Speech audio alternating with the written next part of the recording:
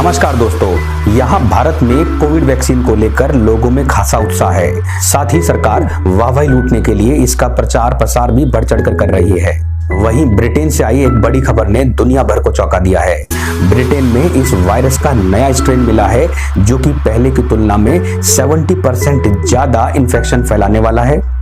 यही कारण है कि इस नए स्ट्रेन को लेकर दुनिया भर की सरकारों की चिंताएं बढ़ गई हैं। भारत समेत कई देशों ने ब्रिटेन से आने वाली फ्लाइट्स पर बैन लगा दिया है। तो अब बड़ा सवाल ये नया स्ट्रेन कितना ज्यादा खतरनाक है?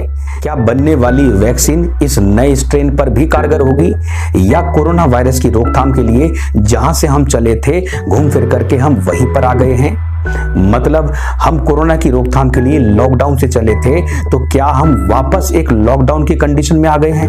इन सभी सवालों का जवाब जानते हैं मेरे इस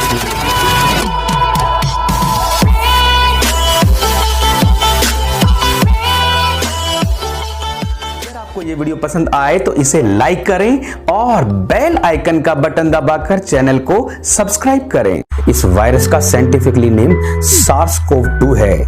इस वायरस से जो बीमारी होती है उसे कोविड-19 कहा गया है। अब इस वायरस में म्यूटेशन हो गया है जिसके कारण ही इसका नया स्ट्रेन मिला है जिसको नाम दिया गया है UAI 2020-12/01। यह वायरस इसी नंबर से जाना जाता है। बहुत से लोग म्यूटेशन को लेकर परेशान हो रहे होंगे और जानना चाहते होंगे ये म्यूटेशन क्या है, कैसे होता है। इस म्यूटेशन का सरल शब्दों में अर्थ परिवर्तन, बदलाव से है। इस वायरस में म्यूटेशन हो गया है का मतलब इस वायरस में बदलाव हो गया है। इसी बदलाव के कारण इसका नया स्ट्रेन मिला है। आपको जान लेना चाहिए कि इस पृथ्वी पर रहने वाले सभी लिविंग थिंग्स में म्यूटेशन होता रहता है। मेरा वीडियो देख रहे आप सभी लोगों के सेल्स में लगातार डेली म्यूटेशंस होते रहते हैं। डेली हमारे सेल्स सैकड़ों की संख्या में मरते हैं और सैकड़ों की ही संख्या में नए जन्म लेते हैं। जीवन चक्र के लिए म्यूटेशन एक अनिवार्य कड़ी है जिसका होना इस जीवन चक्र को बनाए रखने का एक बड़ा कारण है। म्यूटेशन होना इस नेचर के लिए बेसिक और कंपलसरी कंपोनेंट है। डीएनए की कॉपी होते समय जीन्स में कई तरह के चेंजेस होते हैं जिसे ही म्यूटेशन कहा जाता है। इस चेंज के कई कारण हो सकते हैं लेकिन दो बड़े कारणों को इस चेंज के लिए अहम माना गया है। पहला बदलाव होता है एनवायरनमेंट से और दूसरा बदलाव होता है रिप्रोडक्शन से। वातावरण में जब भी चेंज होगा तो म्यूटेशन होना अनिवार्य है। जैसे सनलाइट से आने वाली अल्ट्रावायलेट हमारी सेल्स में म्यूटेशंस कर देती हैं। ज्यादा म्यूटेशन होने पर यह कैंसर का कारण भी बन जाता है। दूसरा बड़ा कारण है रिप्रोडक्शन के समय आए चेंजेस। एक जनरेशन से दूसरे जनरेशन में डीएनए कॉपी होते समय जीन्स में बदलाव होते हैं और यह बदलाव बेहद जरूरी है। अगर इन जीन्स में बदलाव नहीं होगा तो मेरी अगली पीढ़ी हूबहू मेरे ही जैसी होगी और उससे अगली पीढ़ी भी मेरी ही जैसी रहेगी। तो यहाँ म्यूटेशन होना बहुत जरूरी है और यह जीन्स में बदलाव होना हमारे लिए बेहद फायदेमंद भी है।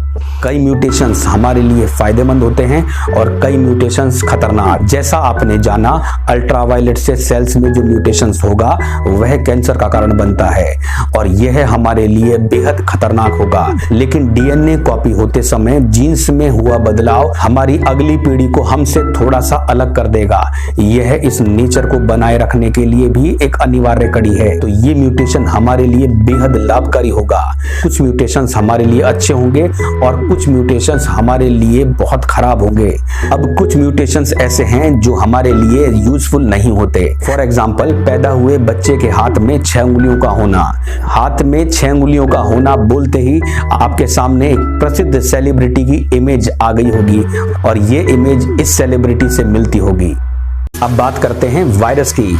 कुछ वायरस में डीएनए के स्थान पर आरएनए होते हैं और SARS-CoV-2 वायरस में भी डीएनए की जगह आरएनए पाया गया है। आरएनए में एक सिंगल स्ट्रैंड स्ट्रक्चर होता है जबकि डीएनए में डबल स्ट्रैंड स्ट्रक्चर पाया जाता है। आरएनए में म्यूटेशन की रेट डीएनए की तुलना में कई ज्यादा अधिक होती है। इसी कारण इस वायरस में हर महीने म्यूटेशंस होते रहते हैं। इस वायरस की केस स्टडी में पाया गया कि ये कोई नेचुरल वायरस नहीं है। इसका स्ट्रक्चर देख करके स्पष्ट रूप से कहा जा सकता है कि यह वायरस एक आर्टिफिशियल वायरस है।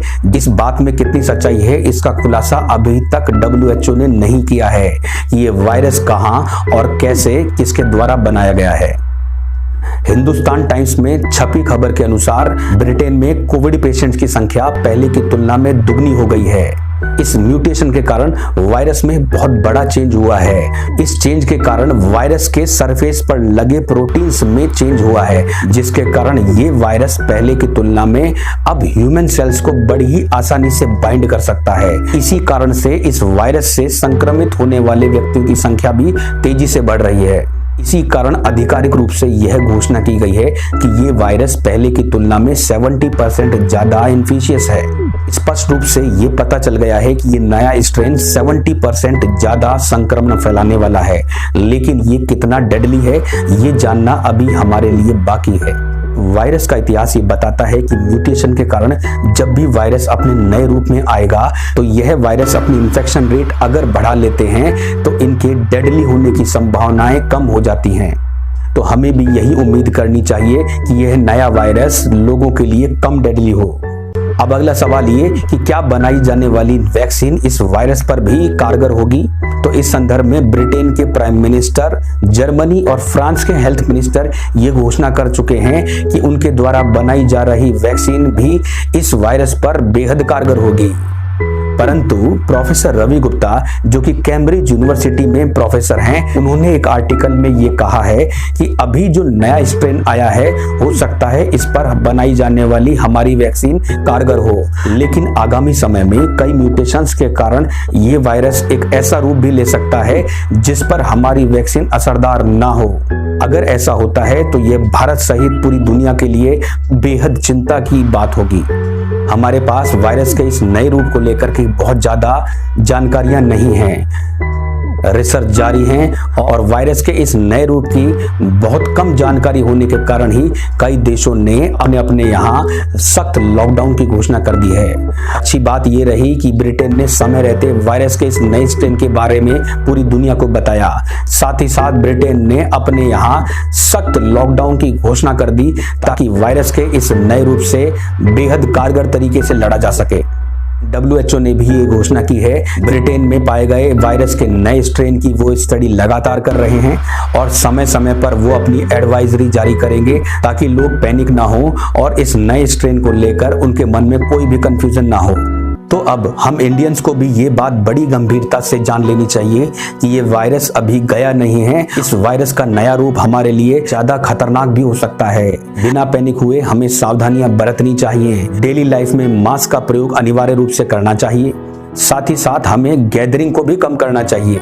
ये गैदरिंग किसी शादी समारोह के लिए हो या किसी और बड़ी पार्टी के लिए, या ये किसी आंदोलन की गैदरिंग हो या ये गैदरिंग किसी इलेक्शन कैंपेन की हो, हमें ऐसी गैदरिंग से बचना चाहिए। भारत सरकार और लोगों को इस गंभीर खतरे को भांपकर सैकड़ों की संख्या में जुट रहे लोगों की भीड़ को कम करने के लिए ठोस और सख्त कदम उठाने चाहिए, वरना ब्रिटेन की तरह भारत को भी एक नए लॉकडाउन के लिए तैयार रहना चाहिए। फैसला आपके हाथ में है। सावधानी या लापरवाही, दोनों में से आप कुछ भी चुन सकते हैं। मेरा ये वीडियो कैसा लगा कमेंट सेक्शन में जरूर बताइएगा। आज के लिए इतना ही, मिलूंगा मेरे नए वीडियो में। जय हिंद, जय भारत।